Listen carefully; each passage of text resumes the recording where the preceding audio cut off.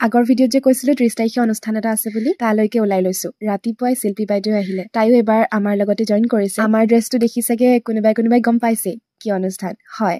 আমি catering party এটা খুলিছো গাঁৱৰে ছোৱালী বোৱাৰী কিজনী মিলি বাহিৰৰ কেগৰাকী মানুহ আছে বাৰু যেনেকৈ শিল্পী আহিছে আজি আমি এতিয়ালৈকে 5-6টা অনুষ্ঠান কৰিছো আজিৰ অনুষ্ঠান আছিল সোণাৰী গ্ৰীণ ভিউত এটা ৰিসেপশন পাৰ্টি গৈ পোৱাৰ পাছত দাদাজনে ফাৰ্ষ্ট কফি কেক আমাকে বনাই খুৱাইছে দেই তাৰ পাছত আমি এইবিলাক ৰেডি কৰি মেলি লৈছো আৰু আমাৰ বেনাৰখন এইখন দেই পাহি কেটাৰিং যদি কাৰোবাক কেতিয়াবা অনুষ্ঠানৰ বাবে দৰকাৰ হয় তেন্তে এই নাম্বাৰ কিটাত কল কৰিলেই হ'ব এফালে আমাৰ বাইদেউ দুজনী লিপষ্টিক অকনমান কম হৈ গৈছিলে লগাই লৈছে সময় থাকোতেই ওকে আজি আমাৰ তিনিজনীৰ বাহিৰে বাকি সবৰে ড্ৰেছবোৰ একেই দেখি আপোনালোকে ভাবিছে চাগে কিবা এটা নিশ্চয় খেলি মেলি হ'ল হয় যোৱাকালি গ্ৰুপত ড্ৰেছক লৈ আলোচনা হৈছিলে আৰু আমি এনেকৈ নিপিন্ধো বুলি কওঁতে তেওঁলোকে একো ৰেছপন্স নিদিলে তাৰ পাছত আজি আকৌ গোটেইখিনি এনেকে পিন্ধি আহিছে আৰু আমি তিনিজনী হৈ গলো বেলেগ আকতো খুলি এতিয়া ইয়াতে চেঞ্জ কৰি ল'ব নোৱাৰো বাৰু তাৰ পাছত লাহে লাহে আমাৰ ৰিসেপশন পাৰ্টি আৰম্ভ হ'ল আৰু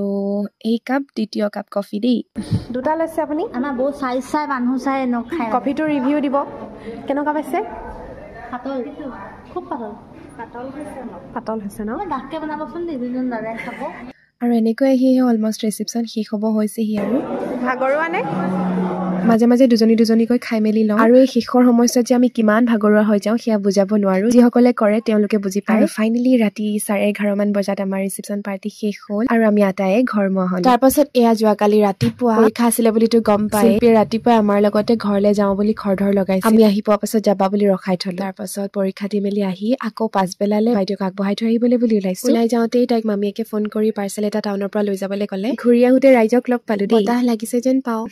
তাৰ পাছত আকৌ ডাকঘৰৰ পৰা মিনুৰ পাৰ্চেল এটা ল'ব লগা আছিল তাতে খুলি চাইছো দেখিছেনে নহলে শিল্পীয়ে দেখি নাপাব বুলি তাৰ পাছত বাইদেউ গাড়ীত উঠিলে গৈ আৰু তাইক খেদি মেলি আমি ফুচকা খাইছো শিল্পী এয়া মোৰ আইডিয়া নহয় দেই মিনুৰহে আইডিয়া আছিল আৰু এতিয়ালৈ